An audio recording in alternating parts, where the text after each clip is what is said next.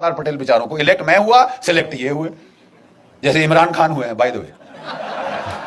तो साहब एक उनको वो लेके आए नेहरू जी को, और जो हमारा पहला कमांडर इन चीफ था of the British Indian army वो था जनरल सर रॉय बुजर। उसने कहा मेरा नया बॉस आया है, तो अच्छी नई वर्दी निकाल के, बूट चमका के, टोपी डाल के बेचारा फाइल पकड़ के आया, केन ले के आया, सैल्यूट किया अपने प्राइम मिनिस्टर को, नौकरी तो बनानी होती है साहब, तो सैल्यूट करके आया साहब। बोले हाँ जी क्या लेके आए जनरल साहब? तो बोले कि साहब ये expansion and modernisation plans of the Indian army. General, I don't need an army, this is a peaceful country, I only need the police, who needs you, get out. इस बेचारे जो general Roy sir Roy Bucher था, उसके चेहरे पे जो भाव आया उस वक्त, ये प्रधानमंत्री है। जब वो ऑफिस के बाहर आया तो किसी उसके जूनियर एडीसी ने पूछा सर क्या हो गया, you seem to have seen a ghost. तो वो कहता कि जी ऐसा ही कुछ है। कहता अच्छा मैं तो जा रहा हूं, अभी इनको संभालने दो अपना। अगर सरदार पटेल ना होते आपकी फौज डिसबैंड कर दी गई होती। Do you know this? दो चीजों ने आपको बचाया, एक पाकिस्तान ने, एक सरदार पटेल ने। पाकिस्तान ने हमला कर दिया, उन्होंने नहीं इंतजार किया, उन्होंने शांति के नारे नहीं लगाए, लेकिन जो कुछ भी आप कह दो, उनमें इतनी तो शर्म थी कि आजाद पाकिस्तान का जो पहला गवर्नर जनरल था वो एक मुसलमान था, जिन्ना। और हमारा कौन था? Lord Louis Mountbatten. प्यार था साहब, इश्क इश्क इश्क। लेडी माउंटबेटन को दूर तक न जाने दिया जा सकता है, तो बस आप रहिए साहब। अरे यार हम मर गए, 26,000 हमारे शहीद हो गए इनको निकालने के लिए, और तुम यहां रोक के, वो खानदान को यहां रोक के हमारे ऊपर राज कराने के लिए बिठा रहे हो। और जब पार्टीशन की रॉयट्स हुई तो इन्होंने उसको बोल दिया एक मीटिंग में, you please handle, are you sure you are the prime minister? वो भी सरकास्टिकली बोला Mountbatten, Jawaharlal you are the prime minister, you want me to take charge? नहीं नहीं जी हमारी तो, यार ये तो हाल है। ऐसी आप पे सरकार थोपी गई जो हिंदुस्तान का मिलिट्री पोटेंशियल न्यूटर करते। तो बिल्कुल यही हुआ। अगर पाकिस्तान ना होता, इन्होंने हमारी फौज की ऐसी तैसी कर देनी थी। ठीक है साहब, ये गांधीवाद जो था इसने हमारी फौज का सफाया कर देना था। और पाकिस्तान के टैंक वाकई 1965 में दिल्ली में आके नमाज पढ़ते। ये इस किस्म की ट्रेचरी हमारे साथ हुई। और एक भगवान का लाख शुक्र है पाकिस्तान का, जिसने हमको लड़ना सिखाया, मार लगाता रहा जब तक कि लड़ने को राजी नहीं हुए अपनी जान बचाने के लिए ही। और दूसरा एक चीन की पीपल्स लिबरेशन आर्मी, 1962 में उन्होंने ऐसी करारी लात मारी कि ये नेहरू परिवार का जो उस वक्त हाल था, कभी अमेरिका को अपनी ट्रूप्स भेजो, अपने जहाज भेजो। बोलिए आपकी एयरफोर्स कहां है? आपने लगाई? तुम्हारे पास इतनी बड़ी एयरफोर्स है, तुमने लगाई? 1962 में नहीं लगाई साहब, बिठा के रखा। अब अमेरिकी एयरफोर्स मान रहे हो, रॉयल एयरफोर्स मान रहे हो, मतलब it was Tamasha.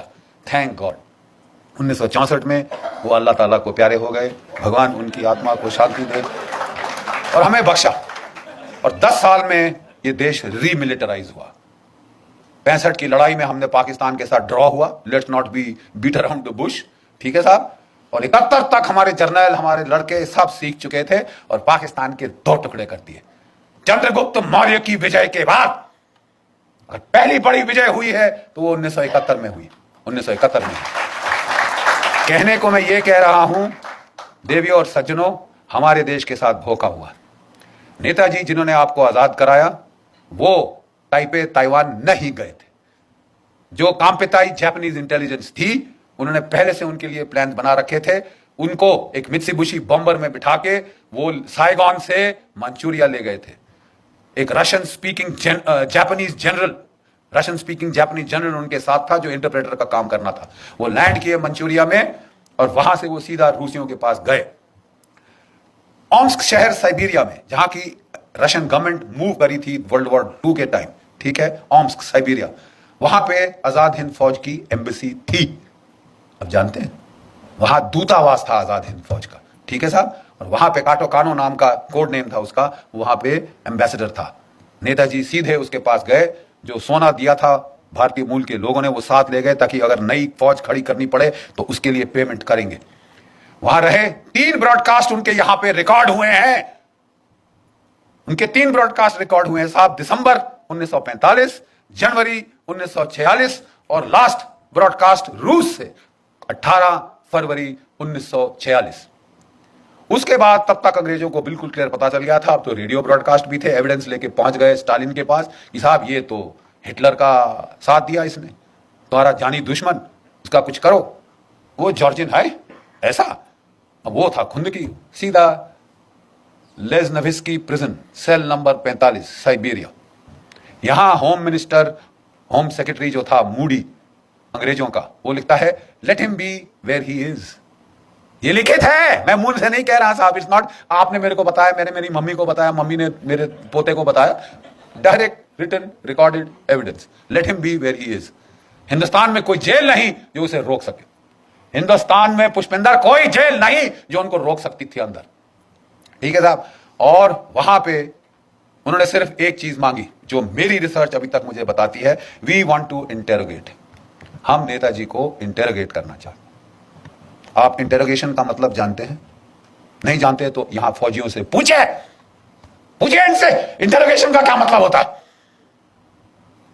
Ladies and gentleman, कटु सत्य यह है कि उनको टॉर्चर करके मारा गया। और जो ये कहानी थी प्लेन क्रैश की, जो जापानियों ने छोड़ी थी डिसेप्शन के तौर पे ताकि अंग्रेज उनके पीछा ना करें, उसको अंग्रेजों ने उठाया। भाई जो मर चुका है वो चीख थोड़ी ना मारेगा। और आप और मैं, हम हाथ पे हाथ धर के बैठे रहे जब जिस इंसान ने आपको आजादी दी उसे यत्नाएं देकर प्लास्टिक का बैग्स आखिर में सिर पे लाके दम घोट के मार डाला गया हो। हम सारे इस मर्डर में शामिल हैं अपनी चुप्पी के मारे। और 70 साल के बाद भी आप चुप हो, लेकिन हम आपको चुप नहीं रहने देंगे। हम फौजी ने अब ये ठान लिया है साहब, हम आपको चुप रहने नहीं देंगे। बहुत अच्छा कहा हमारे मिश्रा जी ने कि साहब अभी समय है। हाँ अब समय है। 14 अक्टूबर इस साल हम तमाम स्टेट कैपिटल्स में हमारी जो वेटरन्स इंडिया है, हमारी जो नेताजी सुभाष चंद्र बोस INA ट्रस्ट है, आपकी कर्नल साहब की जो ऑर्गेनाइजेशन है हमारी, हम लोग एकजुट होकर मिलकर, अलग अलग करेंगे तो बारिश जैसे कोई असर नहीं होगा, इकट्ठे बनोगे तो जलप्रपात बनेगा जो फाड़ देगा डैम की दीवार को भी।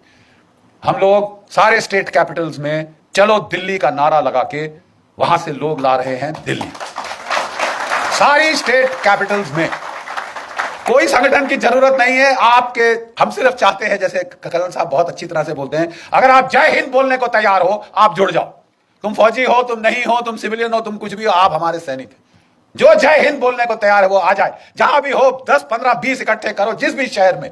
लेकिन 14 अक्टूबर को पहला चलो दिल्ली अभियान शुरू होगा और 21 अक्टूबर को, जो कि नेताजी आजाद हिंद फौज की 75वीं वर्षगांठ है एस्टैब्लिशमेंट ऑफ हुकूमत अर्जी आजाद हिंद, सिंगापुर में 1943 में नेताजी ने आजाद हिंद सरकार की गठन करी थी, अपने नोट्स दिए थे, अपनी स्टैंप्स दी थी और ब्रिटेन और अमेरिका पे वॉर डिक्लेयर किया था। और इसके चलते ही INA के सिपाही बचे, इन्हें कोई फांसी नहीं टांग सका। साहब हमको तो there was a declaration of war, I am legally entitled to fight. ये ओथ शोध छोड़ो। अब साहब हमें बताया जा रहा है, हमने बोला साहब प्लीज, 4 साल से मैं लगा हूं, गवाह हैं ब्रिगेडियर चिकारा साहब, 4 साल से मैं लगा हूं, कभी आर्मी चीफ, कभी रक्षा मंत्री, कभी ये कभी वो, कि भाई जो बेचारे बचे खुचे हमारे आजाद हिंद फौज के सेनानी हैं, रिपब्लिक डे पे आप उनको, जो परमवीर चक्र के विजेता आते हैं जीपों पे, हमारे इन वृद्ध सेनानियों योद्धाओं को ला नहीं सकते, उनकी आंखें गीली हो जाएंगी। आप ये नहीं कर सकते, आप ये नहीं कर सकते। आप, हमने बोला कि तुम उनको पैसा दो, मरा तुम अपना पैसा लेकर, shove it up where the sun don't shine, फौजी भाषा के अंदर। लेकिन इनको इज्जत देने में तुम्हारा कुछ जेब से जाता है। आप उनको नहीं ला सकते राजपथ पे, क्यों? और नहीं तो क्यों, किसका डर है? अंग्रेज सरकार नाराज हो जाएगी तुमसे। कि हमको किसी ने एक आर्गुमेंट दिया, अरे साहब इन्होंने तो गद्दारी करी थी। क्या क्या क्या क्या, किससे? आप कहना चाहते हैं कि इन्होंने अपनी ओथ वायलेट करी साहब, जो इन्होंने ब्रितानवी सरकार, हुकूमत ब्रिटानिया, क्वीन एलिजाबेथ और किंग जॉर्ज II के नाम पे ली थी। जब मेरा देश है तो किंग जॉर्ज II कौन होता है? मेरा देश के लिए मैं लड़ूंगा। मैं किसी का भाड़े का पिट्ठू नहीं हूं कि मैं अंग्रेज सरकार के लिए अपनी ओथ पे मैं कायम रहूंगा। अगर मेरे देश का सवाल है, भाड़ में गई तेरी ओथ, मैं ये लेके ऐसे पांव से कुचलता हूं, अभी लिखी तेरी ओथ। आप कह रहे हो कि 70 साल आजादी के बाद 71वें साल में तुम INA के वेटरन्स को रिपब्लिक डे परेड पे नहीं ला सकते। चलिए साहब, यही बात रही। हम साहब रहे बेवकूफ आम हिंदुस्तानी, बड़े बड़े शातिर दिमाग सारे हमारी सरकारों में बैठे हैं, वो हमें कह रहे हैं तुम बेवकूफ। हाँ साहब, हम बेवकूफ हैं, but we are emotional bloody fools. और हम देखेंगे कि आप लाओगे। You will get the INA veterans on parade. Otherwise, Dr. Subramaniam Swamy and I, we will take you to court. आपको सिर्फ कोर्ट की भाषा समझ आती है। और उसके पहले हमारी आपसे हाथ जोड़कर विनती है, आप एक हैं यहां, आपके परिवार जन 10, 15, 12 बड़े बड़े परिवार हैं भारतवर्ष में, आप प्लीज सबको लेकर आइए। 21 अक्टूबर को हमने सरकार से मांग करी है कि सरकार एक फंक्शन करे, या प्रधानमंत्री जी या राष्ट्रपति जी तिरंगे झंडे को लहराएं on the 75th anniversary of हुकूमत आजाद हिंद फॉर्मेशन। लेकिन अगर कुछ नहीं हुआ तो आप समझते हैं कि ये खाली चला जाएगा? जी नहीं, हम करेंगे, हम याद करेंगे। We will not forget and we will not forgive. हम भूलेंगे नहीं और हम कभी माफ नहीं करेंगे। जो गद्दारी तुमने करी है, जिसे तुम छुपा रहे हो, क्योंकि कितने सारे नौकरशाहों का, कितने सारे इंटेलिजेंस ब्यूरोज के चीफ का नाम आज कीचड़ में होगा अगर असलियत आ जाए सामने। आप छुपा रहे हो, लेकिन आप हमेशा के लिए नहीं छुपा सकते। जितना ज्यादा छुपाओगे, ये अंदर राक्षस तुम्हारी पेट में बनेगा और ये फूट के बाहर निकलेगा। और जनता का जब समुदाय यहां आ जाएगा, the voice of the people is the voice of God. आपकी जन साधारण की आवाज भगवान की आवाज। आप प्लीज एकत्रित होइए और 21 अक्टूबर को अगर सरकार कुछ नहीं करती, इंडिया गेट पे हम इकट्ठे हो रहे हैं। अच्छे खुले मैदान हैं, जितने मर्जी आप चाहते हैं आप वहां ला सकते हैं। आइए हमारे साथ जुड़ जाइए और जरा अपनी आवाज उठाइए। आप today you are empowered by the net. आपकी आवाज सिर्फ आपके घर के चार दीवारी तक नहीं रहेगी। जरा नेट के बटन दबाइए और इस आवाज को, इस चीख को आप प्लीज पूरे देश, पूरे भारतवर्ष में फैला दीजिए। आखिरी में मैं सिपाही हूं और एक सिपाही की तरह अंत करना चाहूंगा। Pushpinder, sorry for taking your time, but जब भी हमारी पलटनें हमले के लिए जाती थी तो वो जोर से एक बार पलटन का जंगी नारा दहाड़ती थी, और दहाड़ इतनी जोर से कि पहाड़ से पत्थर मैंने गिरते देखे हैं कारगिल की ऊंचाइयों से, और दुश्मन के दिल दहल जाते हैं, क्योंकि इस दहाड़ का मतलब है हम आ रहे हैं सालो, we are coming to get you. आप लोग मेरी पलटन की याद ताजा कर देंगे मेरे साथ, इस बुड्ढे के साथ। आइए मेरे साथ जरा देखें, इस बुड्ढे में ज्यादा जोश है या आप में। जय